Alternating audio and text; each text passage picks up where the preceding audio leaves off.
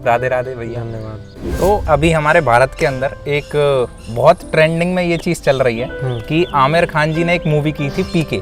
उस पीके के अंदर उन्होंने एक टॉयलेट वाला सीन किया था कि वो दीवार पर पेशाब कर रहे हैं और एक पेटी रखी है उनकी जिसपे भगवान की कुछ चित्र चिपके हुए हैं। तो उसका जमकर विरोध चल रहा है, अक्षय कुमार जी का भी विरोध चल रहा है ओ माय गॉड पे, और ऐसा बोला जा रहा है कि उनके आने वाली मूवी लाल सिंह चड्ढा को कोई नहीं देखने जाएगा। बिल्कुल।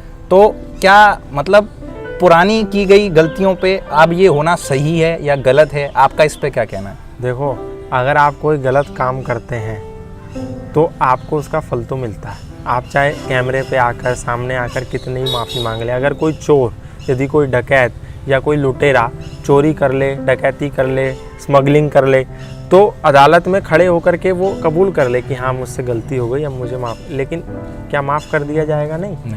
उसने जो काम किया है उसको उसकी सज़ा तो मिलेगी, दंड तो मिलेगा। दंड यदि नहीं मिला तो और जो लोग उस कृत्य को देख रहे होंगे वो कहेंगे अच्छा तो है, हम भी कल को ऐसा करेंगे, फिर माफ़ी मांग लेंगे खड़े होकर, लोग माफ़ कर देंगे या अदालत माफ़ कर देगी या समाज माफ़ कर देगा, तो बस छूट जाएंगे, ऐसा फिर तो ऐसा हो जाएगा। तो ये गलत मतलब मैसेज क्रिएट हो जाएगा। इसीलिए जब भी कोई काम गलत करता है तो उसकी सज़ा तो उसको मिलती है, चाहे वो बलात्कार करे, चाहे वो छेड़छाड़ करे, चाहे वो कोई हत्या का मामला हो या हत्या के प्रयास का मामला हो, तो उसमें उसको सज़ा तो मिलेगी। और ऐसा तो है नहीं, इतने बेवकूफ़ तो आमिर खान है नहीं, या इतने बेवकूफ़ तो मूवी बनाने वाले हैं नहीं, या इतने बेवकूफ़ तो प्रोड्यूसर, डायरेक्टर, राइटर है नहीं, या शूट करने वाले हैं नहीं, जिनको दिख नहीं रहा कि अटैची के ऊपर पूजनीय व्यक्तित्वों का चित्र बना हुआ है और वो वहाँ पर इस तरीके का काम कर रहे हैं। मैं कहता हूँ बड़ा ही ये बच्चे भी आजकल समझदार हैं, वो भी ऐसी हरकतें नहीं करते। इन्होंने कैसे कर दिया?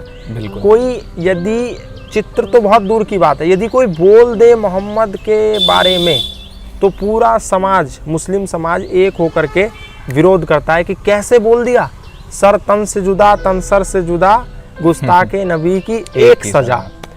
और बोलना नहीं, वो करके दिखाना।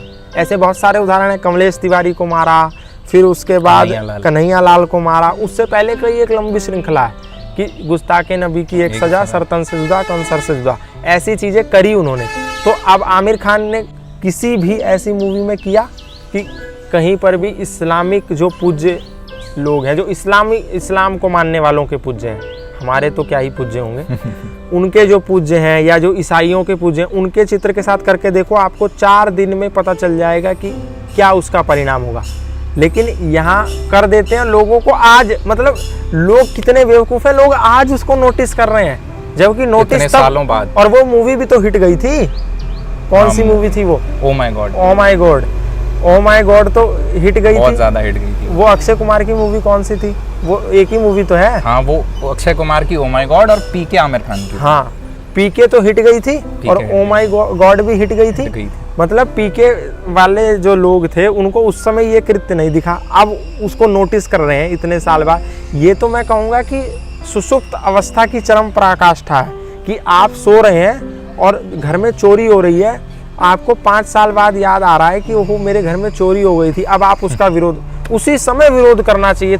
तो ऐसी मूवी करने वालों की तो मूवी क्या, इनकी तो शक्ल भी नहीं देखनी चाहिए। मूवी तो बहुत दूर की बात है। बिल्कुल सही। और इनकी अगर हिम्मत हो, ये इन्होंने बहुत सारी मतलब इसमें किया, वो जो इनका एक शो आता था उस पे आता था सत्यमेव जयते, उस पे इन्होंने मंदिरों की बहुत सारी चीज़ों को दिखाया।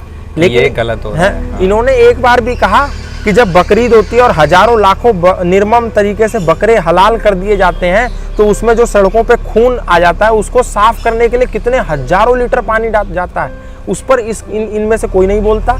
लेकिन दिवाली आ जाए, होली आ जाए तो ये पानी का ज्ञान देते हैं। लेकिन जब बकरे कटते हैं हजारों की संख्या में सड़कों पर तो उनके खून को साफ करने के लिए हजारों का लीटर पानी चाहिए।